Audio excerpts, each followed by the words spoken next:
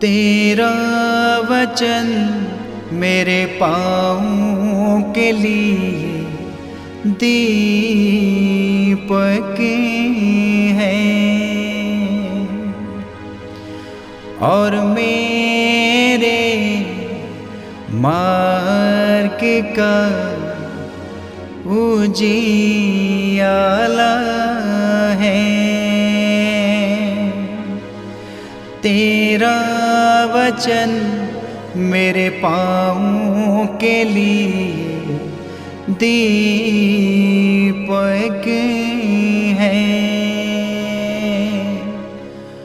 पहला पाठ निर्गमन ग्रंथ अध्याय 19 पद संख्या 1, 2, 9 से 11 और 16 से 20 तक। मिस्र देश से निकलने के ठीक 3 महीने बाद इस्राएली सीनै की मरुभूमि पहुँचे। वे यफीदीम से चले थे और उन्होंने सीनै की मरुभूमि पहुंचकर पहाड़ के सामने ही पड़ाव डाला। प्रभु ने मूसा से कहा, मैं एक काले बादल में तुम्हारे पास आ रहा हूँ, जिससे ये लोग मुझे तुम्हारे साथ बातें करता हुआ सुने और सदा ही तुम में अटल विश्वास करें। मूसा ने प्रभु को लोगों का उत्तर सुना दिया। प्रभु ने मूसा से कहा, तुम लोगों के पास जाकर आदेश दो कि वे आज और कल अपने को पवित्र करें और अपने वस्त्र धो लें। वे परसों के लिए अपने को तैयार करें, क्योंकि परसों प्रभु सभी लोगों के सामने सीनै पर्वत पर उतरेगा। तीसरे दिन प्रातःकाल बादल गरजे, बिजली चमकी, पर्वत पर काले बादल छा गए और तुरही का प्रचंड निनाद सुनाई पड़ा। शिविर में सभी लोग कांपने लगे। तब मूसा ईश्वर से भेंट करने के लिए लोगों को शिविर से बाहर ले गए और वे पहाड़ के नीचे खड़े हो गए। सीनै पर्वत धुएं से ढका हुआ था, क्योंकि ईश्वर अग्नि के रूप में उस पर उतरा था। धुआं भट्टी के धुएं की तरह ऊपर उठ रहा था और सारा पहाड़ जोर से कांप रहा था। तुरही का निनाद बढ़ता जा रहा था। मूसा बोले और ईश्वर ने उसे मेघ गर्जन में उत्तर दिया। ईश्वर सीनै पर्वत की चोटी पर उतरा और उसने मूसा को पर्वत की चोटी पर बुलाया। ये प्रभु की वाणी है। ईश्वर को धन्यवाद। भजन अनुवाक्य। तेरी स्तुति निरंतर होती रहे, तेरी स्तुति निरंतर होती रहे। हे प्रभु, हमारे पूर्वजों के ईश्वर, तू धन्य है। अनुवाक्य।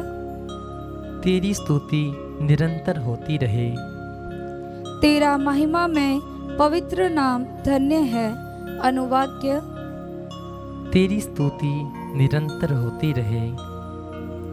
तू अपने महिमा में मंदिर में धन्य है। अनुवाक्य। तेरी स्तुति निरंतर होती रहे। तू अपने राज्य सिंहासन पर धन्य है। अनुवाक्य। तेरी स्तुति निरंतर होती रहे। तू गहराइयों की था लेता है, तू धन्य है। अनुवाक्य। तेरी स्तुति निरंतर होती रहे। तू स्वर्ग की ऊंचाइयों पर धन्य है। अनुवाक्य। तेरी स्तुति निरंतर होती रहे। जय घोष हालेलुया। अनुवाक्य। हालेलुया। हे स्वर्ग और पृथ्वी के प्रभु, मैं तेरी स्तुति करता हूँ, क्योंकि तूने राज्यों के रहस्यों को निरे बच्चों के लिए प्रकट किया है। अनुवाक्य।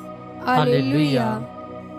पवित्र सुसमाचार संत मत्ती के अनुसार अध्याय 13 पद संख्या 10 से 17।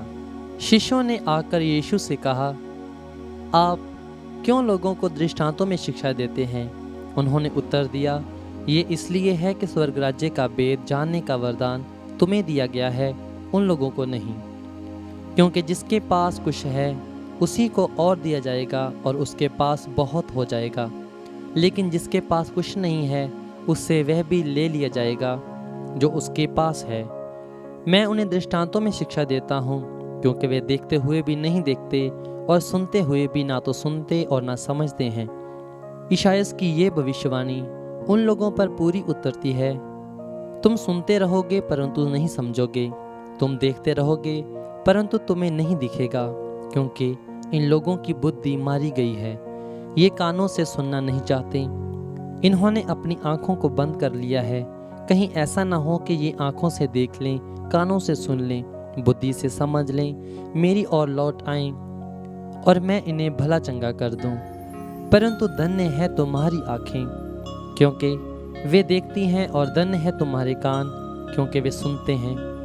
मैं तुम लोगों से कह देता हूँ, तुम जो बातें देख रहे हो उन्हें कितने ही नबी और धर्मात्मा देखना चाहते थे, परंतु उन्होंने उनको देखा नहीं। और तुम जो बातें सुन रहे हो वे उनको सुनना चाहते थे, परंतु उन्होंने उनको सुना नहीं। यह प्रभु का पवित्र सुसमाचार है। क्रिस्त की जय।